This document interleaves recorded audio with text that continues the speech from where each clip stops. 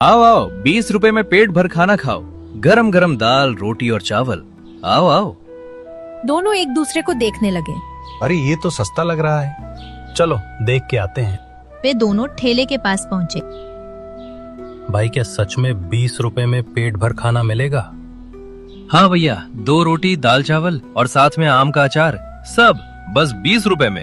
भाई जल्दी 2 प्लेट लगाओ, बहुत भूख लगी है। किशन ने गरम गरम दाल परोसी, नरम रोटियां रखी और प्लेटें सामने कर दी।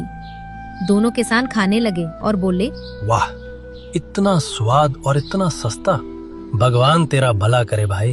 भाई ये मेरा नहीं, मेरी बेटी मीरा का सपना है। वो चाहती थी कि गरीबों को भी अच्छा खाना मिले। भगवान उस बिटिया को लंबी उम्र दे। इतने में ठेले के पास एक बूढ़ा साधु आया। उसके चेहरे पर तेज था। वो बोला, बेटा तू बहुत पुण्य का काम कर रहा है। जो दूसरों का पेट भरता है उसका घर कभी खाली नहीं रहता। धन्यवाद बाबा, ये मेरी बिटिया का सपना था, अब वही मेरा जीवन बन गया है। तेरी बेटी जल्द ठीक हो जाएगी। किशन चौंक गया। आपको मीरा के बारे में कैसे पता बाबा?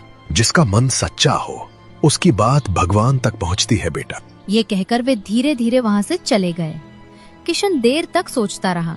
उन्हें कैसे पता चला कि मीरा बीमार है? शाम तक उसके ठेले पर भीड़ लगी रही। कोई किसान धन्यवाद कहता, कोई मजदूर मुस्कुराता। हर प्लेट में सिर्फ खाना नहीं, दुआ भी मिलती थी। रात को जब किशन घर लौटा, शांति दरवाजे पर खड़ी थी।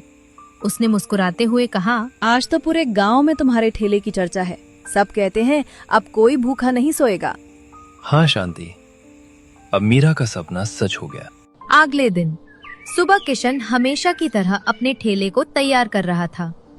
तभी उसका पुराना दोस्त हरिया दौड़ता हुआ आया और जोर से बोला, अरे किशन जल्दी चल, गांव में एक मेडिकल कैंप लगा है जहां कैंसर के मरीजों का मुफ्त इलाज हो रहा है। किशन ने चौंकते हुए कहा, क्या सच में? लेकिन यार, गांव के डॉक्टर ने तो कहा था कि अब मीरा का इलाज मुमकिन नहीं है। वो डॉक्टर तो गांव का है, पर इस कैंप में जो डॉक्टर आई हैं वो विदेश से आई हैं। एक बार कोशिश तो कर ले भाई, क्या पता चमत्कार हो जाए। किशन के चेहरे पर उम्मीद की एक किरण चमक उठी। उसने बिना वक्त गवाए कहा, चल हरिया, अभी चलते हैं। सुनो शांति, जल्दी तैयार हो जाओ, मीरा को लेकर चलना है। बाहर से बड़ी डॉक्टर आई हैं। पर किशन, डॉक्टर ने तो कहा था अब कोई उम्मीद नहीं है। भगवान के घर देर है अंधेरा नहीं। चलो आखिरी कोशिश करते हैं। कुछ देर बाद किशन ने मीरा को बैलगाड़ी में लिटाया और कैंप की ओर निकल पड़ा। रास्ते में वो बस भगवान का नाम लिए जा रहा था। डॉक्टर मैडम ने मुस्कुराकर मीरा की जांच की। थोड़ी देर बाद वो बाहर आई और बोली, कौन है मीरा के माता पिता? डॉक्टर साहिबा, क्या हुआ हमारी बच्ची को? आपकी बेटी को कैंसर नहीं है। किशन और शांति एक दूसरे को देखने लगे। क्या कहा आपने? उसे बस एक छोटी सी बीमारी है। मैंने दवाई लिख दी है, सही समय पर दवा दो, वो कुछ ही दिनों में बिल्कुल ठीक हो जाएगी। किशन की आंखों से खुशी के आंसू निकल पड़े। भगवान आपका भला करे डॉक्टर साहिबा, आपने हमें एक नई जिंदगी दे दी।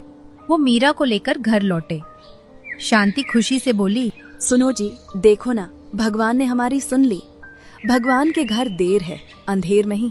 मीरा को अब होश आ गया था। उसने धीमी आवाज में कहा, पापा क्या हुआ था मुझे? अब सब ठीक है बेटा, और हाँ, तुम्हारे लिए एक सरप्राइज भी है। क्या है पापा? कल सुबह देख लेना। अब दवा खाओ और आराम करो। अगली सुबह जैसे ही मीरा जागी, उसने कहा, पापा मेरा सरप्राइज कहाँ है? चलो बाहर दिखाता हूँ। मीरा जब बाहर आई तो सामने चमकता हुआ ठेला खड़ा था। उस पर लिखा था, 20 रुपए में भर पेट खाना। मीरा की आंखें चमक उठी। वो खुशी से चिल्लाई, पापा आपने मेरा सपना सच कर दिया। हाँ बेटा, अब कोई गरीब भूखा नहीं रहेगा। पापा अब मैं भी आपके साथ ठेले पर चलूंगी, मैं भी सबको खाना परोसूंगी। इस तरह मीरा का सपना सच हुआ और वही सपना पूरे गांव की उम्मीद बन